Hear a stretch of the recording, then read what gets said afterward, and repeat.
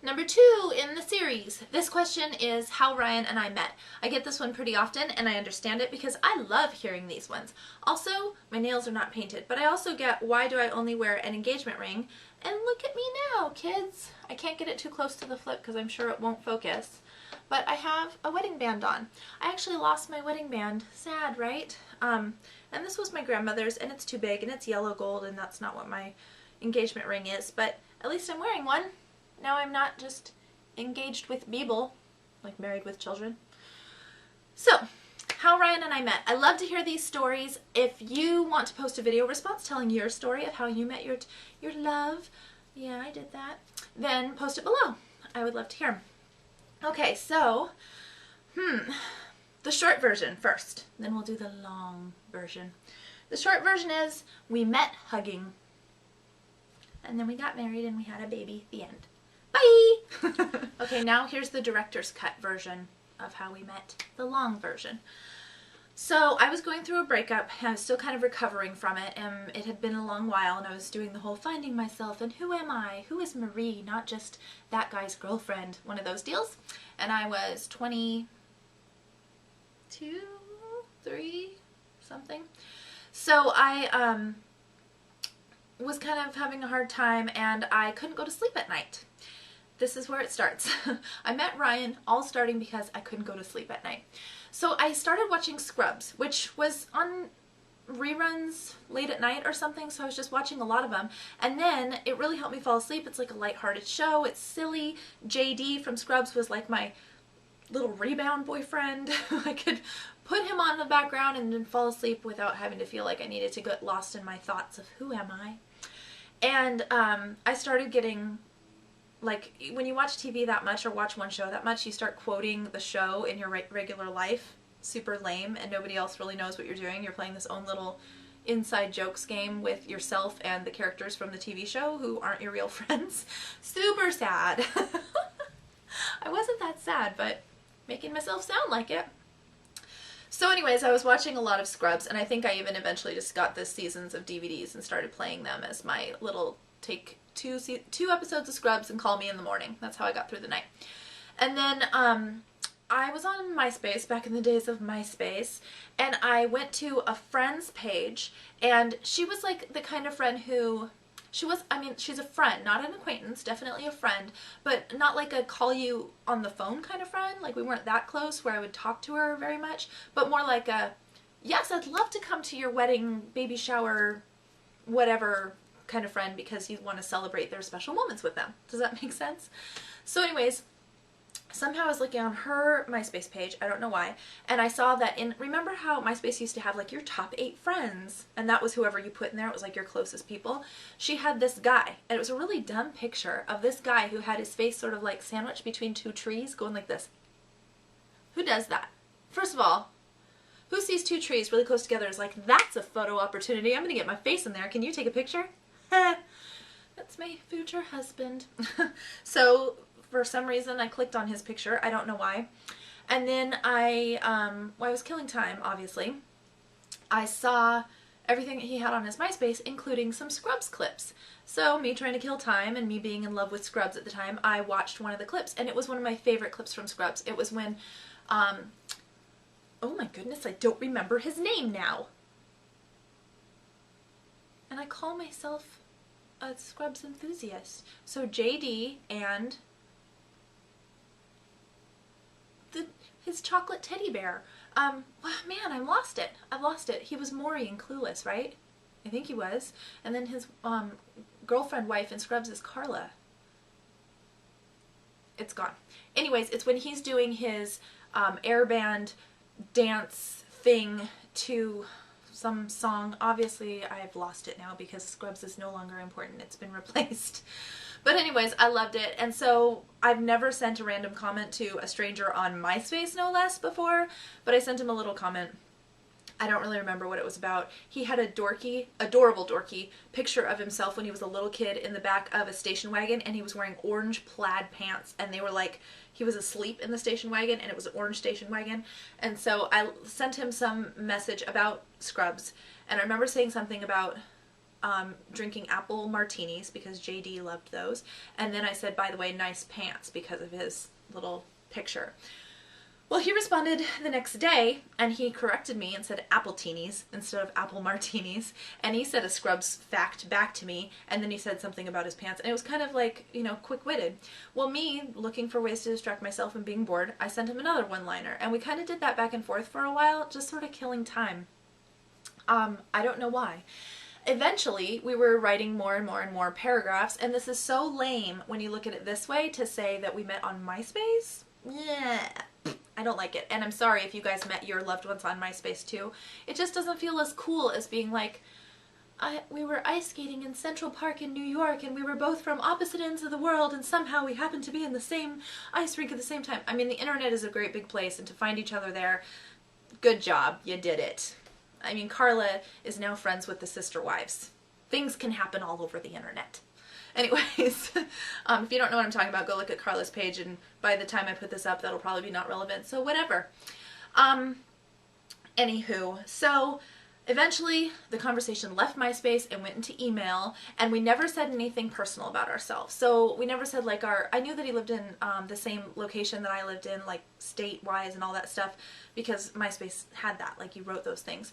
But I didn't know much more about him. And we started talking about like our family lives and how we grew up and how we were both children of divorce and da-da-da, and it started getting deeper, but we never said like last names, or I don't know, we just didn't say personal statistical information, neighborhoods that we lived in and things like that.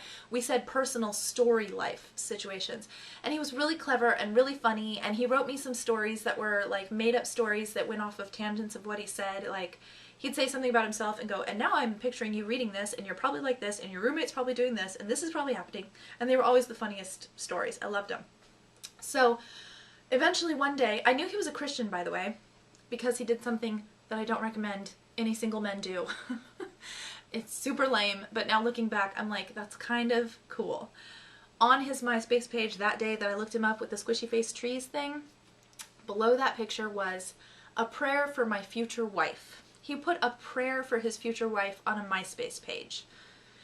I definitely think it's cool to like lay your faith out there and all that, but it was a little cheesy to be like, you know, have which beer are you and a bunch of LOLs and then a prayer for my future wife and then like MySpacey dumbness. So anyways, I read the prayer for his future wife, and that was for me, and I didn't even know it. Instead, I just read it like, who does that on MySpace? So I knew he was a Christian, and then one day he said, I feel like God is calling me to a new church. And I said, oh, that's cool. And he said, have you ever heard of blankety blank church? And he named my church. And I thought, okay, if I say yes and tell him that I go here, we are now getting a little bit more personal. Like, this is a place this person could find me, and I don't know how I feel about that. So I then went back and called acquaintance friend, who is more than acquaintance friend, the original girl, who I had found him through. And he was in her top 8, so I thought, he can't be like scary serial killer, right? She is a nice, lovely person. She wouldn't have serial killers in her top 8 friends. And so I called her, and I said, hey, so you know that guy, who is he? And she said, oh, Ryan? I don't know. And I said, what? And she goes, oh, I don't know. I started talking to him a long time ago because I asked him a question about something theological related with Christianity. And he was just such a nice guy, and he's a Christian guy, so I added him on MySpace. And I was like, but he's in your top 8. And she's like, well, I thought he was kind of cute, and he's a Christian. And I said, you've never met him? And she said, no. And I went, okay. So that was that. And then I decided, well, he's probably coming to my church. We've seen each other's faces because it's MySpace. We've seen a lot of pictures of each other. What do I do? And I decided I would tell him, because I didn't want him to show up and flip out. And I didn't want to feel like I constantly had to be like, is he here? Oh my gosh. And I worked at like the greeting station and like right at the door, and I just thought, this is going to be tricky. So I said, guess what? You feel like you're called to my church, and I work right at the front door, so you're probably going to meet me. And then he responded surprisingly by saying, well, you know what? I'm really looking to find out if I have a connection with the church, not to randomly see some internet girl. So maybe I'll hold off for a little while. If I still feel like I need to go there, we'll discuss. blah, blah, blah forward. He did feel like he needed to go there. So he said, can you tell me what services you will not be at so I can check out the church without having to peek over my shoulder of like, MySpace girl. Is there a MySpace girl here? He said he wanted a God experience, not a Marie experience. I have a feeling all the people who are not like interested in religion and stuff might not appreciate my story. Sorry, it's not really a religious story. It just happens to be the way it happened. So, fast forward again, he came to the church, we avoided each other on purpose so that he could see if he liked it. After 3 or so times, he was like, guess what, this is my church. He emailed me. We were still email only. And I said, well, looks like we're going to meet. And he said, yep, that's what I think. So we decided that if we met, because we knew so much about each other now, it would be kind of weird to give a handshake. And I said, I think that I will greet you with a hug. And he said, I'll take a Marie hug.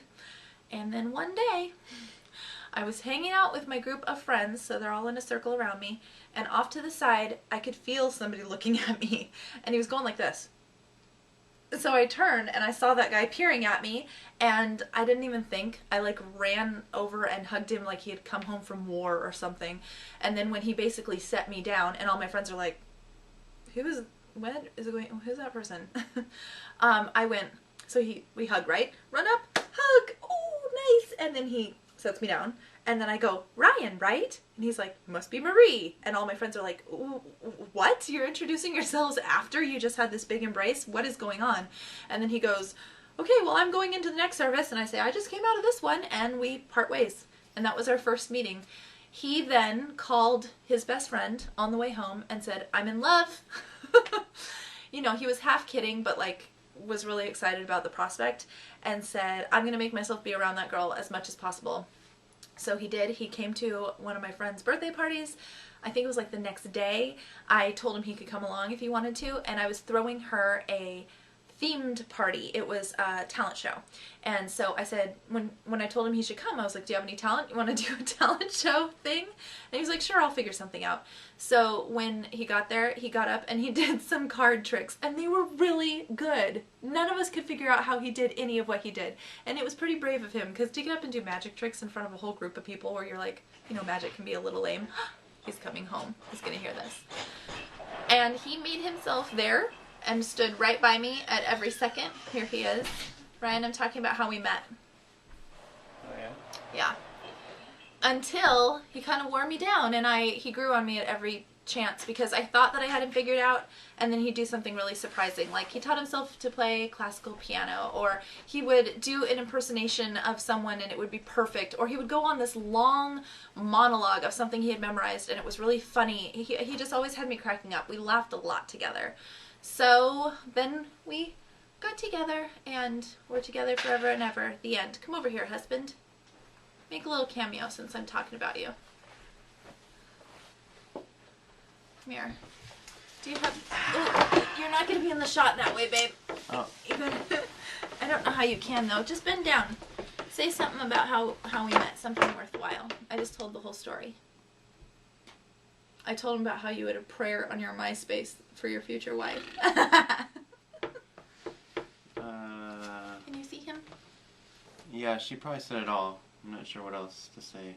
What did you think when you first met me? Wonderfulness. Tell the truth and shame the devil. You were beautiful. Do you remember what? Smitten. Do you remember from the beginning? Do you remember what I was wearing? I do. No. I was wearing a red coat. I remember that because my mom still has it, and I just went and looked at it. I was like, "Look at that! It's a scarlet red coat." That doesn't really mean anything. Okay, we'll say bye. Bye. Say bye like I do. So go bye. Bye. Do it with a girly voice. Bye. I have one of those. Do it. Do it. Do it. Say bye. Let's kiss like we're those people. No. Bye.